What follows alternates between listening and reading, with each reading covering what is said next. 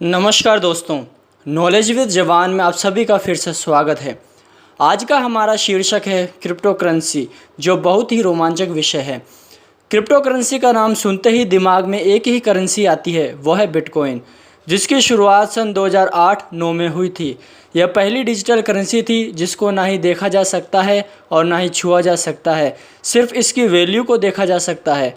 Bitcoin को बड़े बड़े कंप्यूटरों के माध्यम से खनन करके विकसित किया जाता है, जो कि एक डिजिटल प्लेटफॉर्म है।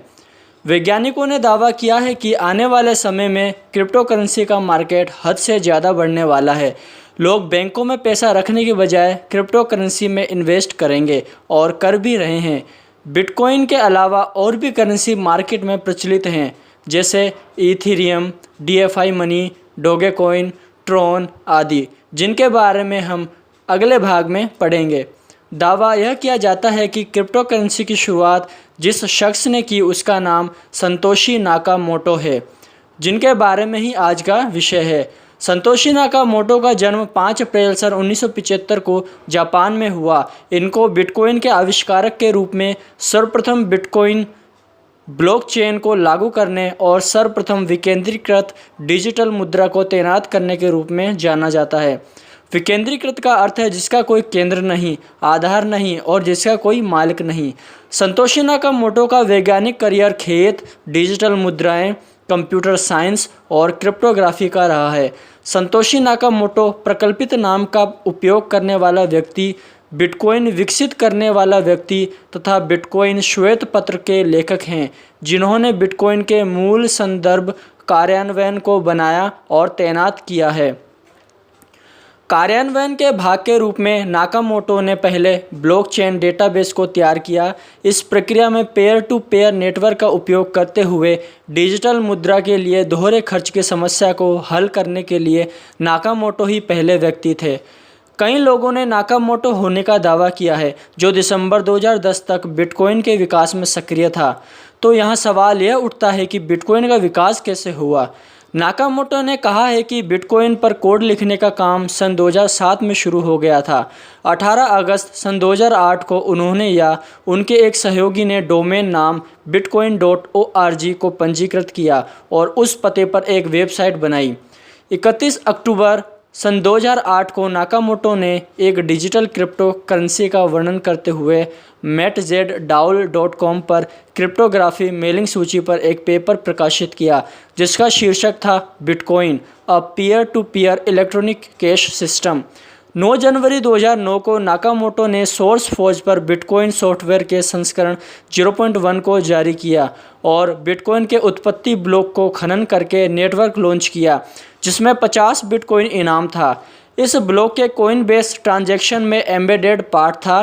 द टाइम्स 3 जनवरी 2009 chancellor on brink of second bailout for banks, UK अखबार में एक शीर्षक का जिक्र करते हुए टाइम्स ने उस तारीख को प्रकाशित किया।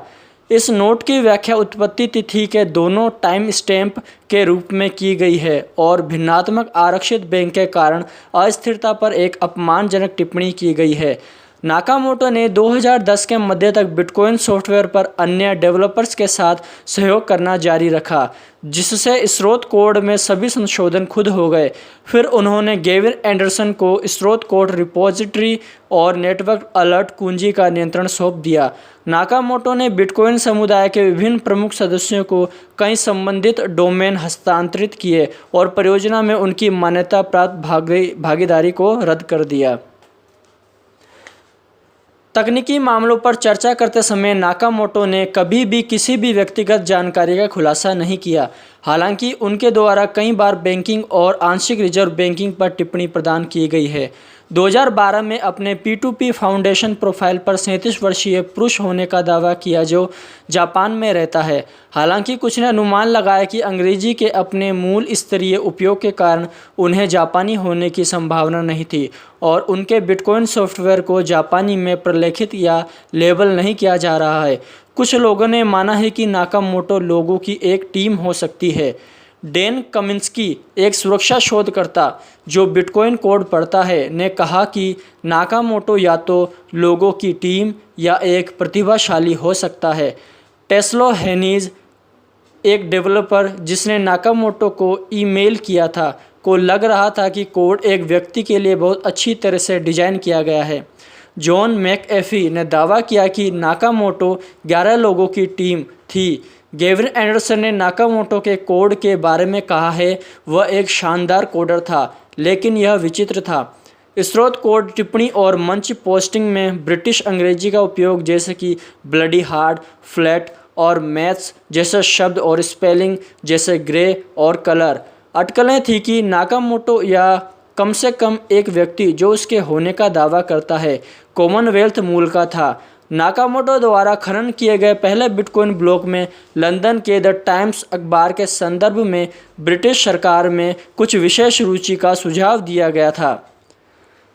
स्विस सॉफ्टवेयर इंजीनियर और सक्रिय समुदाय के सदस्य स्टीफन थॉमस ने नाकामोटो के बिटकॉइन फोरम पोस्ट में से प्रत्येक के लिए टाइम स्टैम्प को चित्रित किया।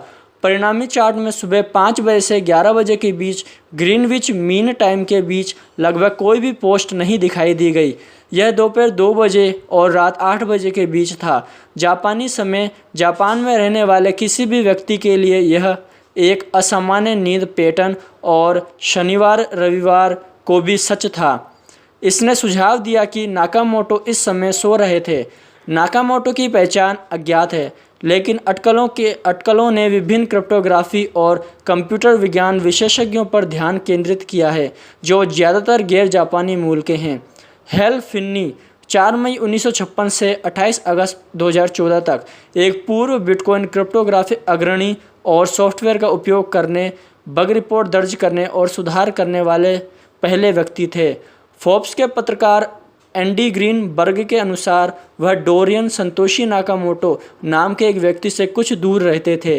ग्रीनबर्ग ने राइटिंग एनालिसिस कंसल्टेंसी जुओला एंड एसोसिएट्स से फिन्नी के लेखन के नमूने की तुलना नाकामोटो से करने के लिए कहा और पाया कि यह अब तक की सबसे करीबी समानता है, जिसमें Newsweek, fast company, the New Yorker, Ted Nelson और स्काई ग्रे शामिल हैं।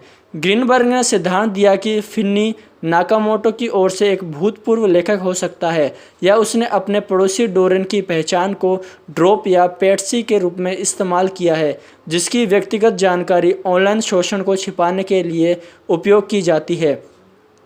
हालांकि फिन्नी से मिलने के बाद उनके तथा नाकामोटो और उनके बिटकॉइन वॉलेट इतिहास के बीच के ईमेल को देखकर और उनके इनकार को सुनकर ग्रीनबर्ग ने निष्कर्ष निकाला कि फिन्नी सच कह रहे थे।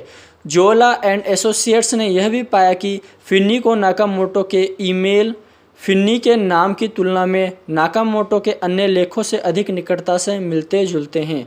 आज के लिए बस इतना ही। मिलते हैं क्रिप्टो करेंसी के अगले भाग में। धन्यवाद।